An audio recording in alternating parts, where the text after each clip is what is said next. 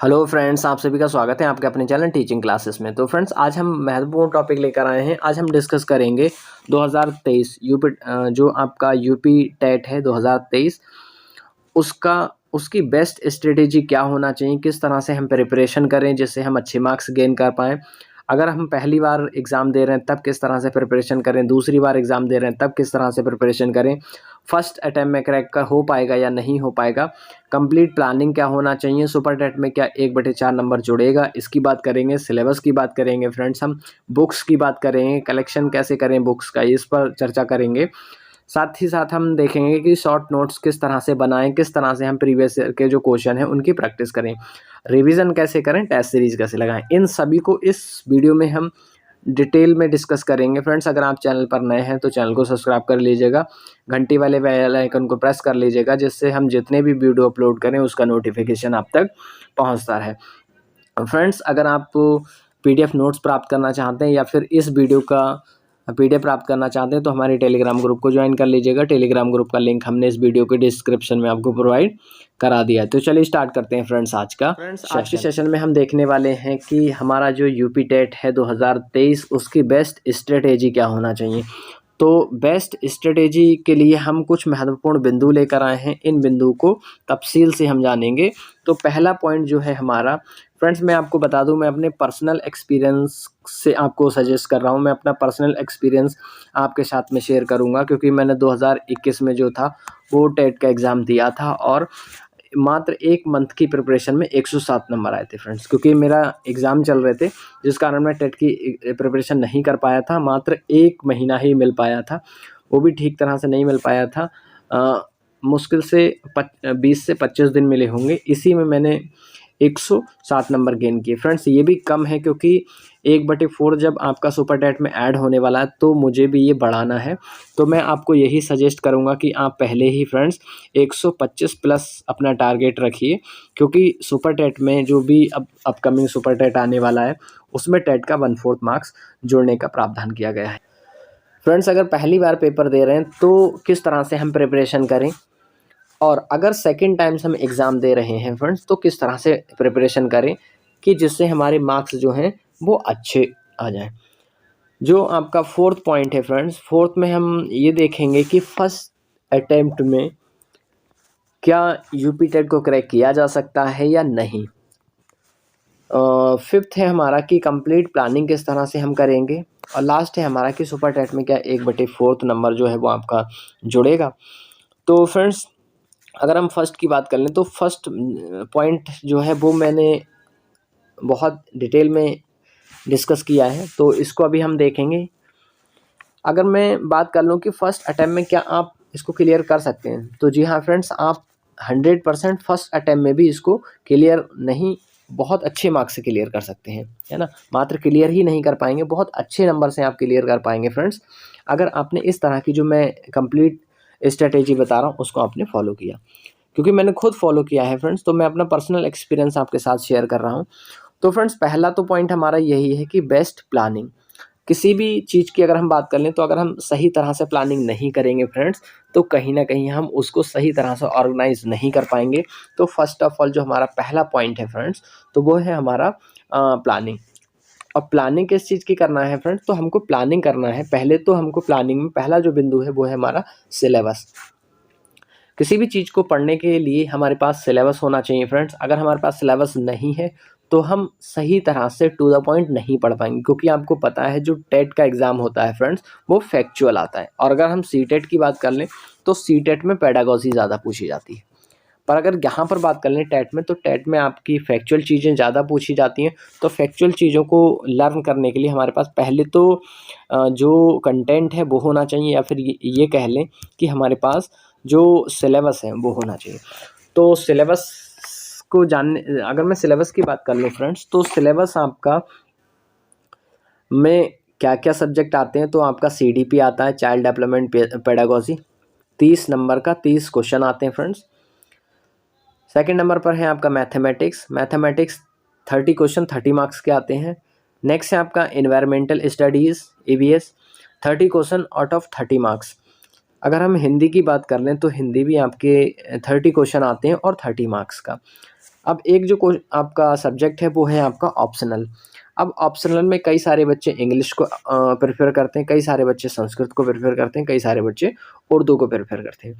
तो जिसमें भी आप कंफर्टेबल हो, जो आपको आता हो, तो उसको आप सिलेक्ट कर सकते हैं। तो ये आपका एक तरह से ऑप्शनल है। तो ऑप्शनल भी आपका 30 मार्क्स का आता है, 30 क्वेश्चन आते हैं। टोटल जो आपके क्वेश्चन है वो क्वेश्चन की संख्या है आपकी ये है, आप देख पा रहे हैं फ्रेंड्स 150।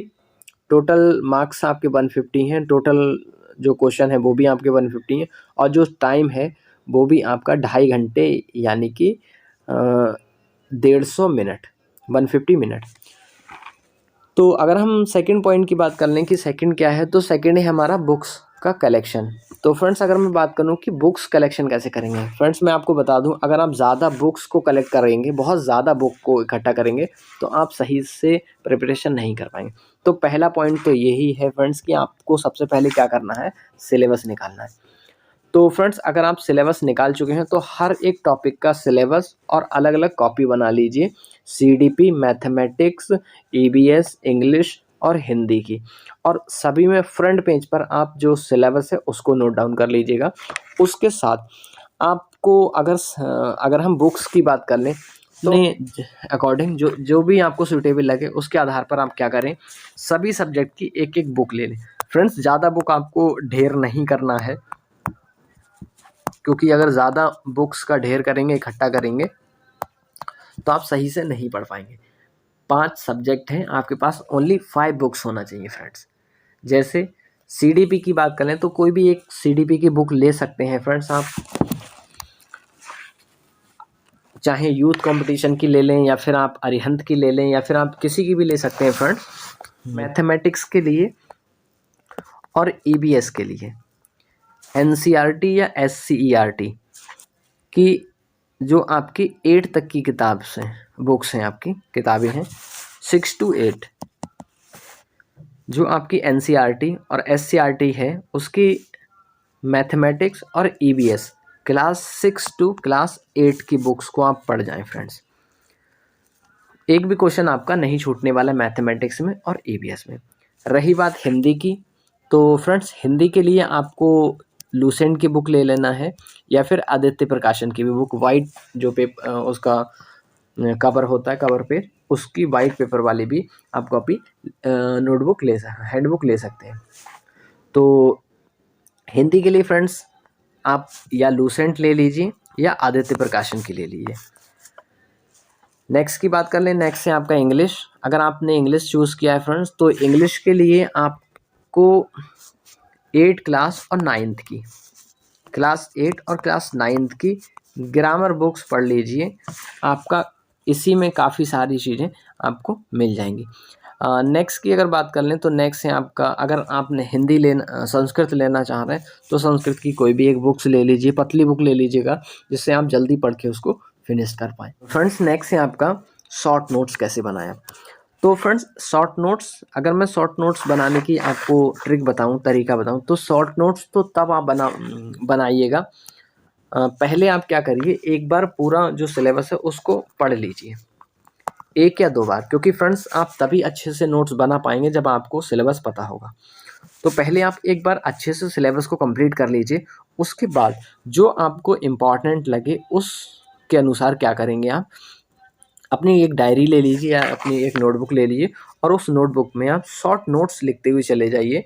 और आप सब्जेक्ट वाइज लिखिए कि अगर आपने सीडीपी लिखा है तो सीडीपी 10 से 15 पेज या मैक्सिमम 20 पेज में आपको ख़त्म करना है। अगर कम से कम पेज में आप लिखेंगे तो उसको आप रिवीजन अच्छे से कर पाएंगे। मैं 20 पेज ना कह के मैं तो आपको सजेस्ट करूँगा कि 10 से 15 पेज में आप ऐसे नोट्स बनाइए, शॉर्ट नोट्स, कि 10 से 15 पेज में आप पूरी सीडीपी को फिनिश कर पाएँ।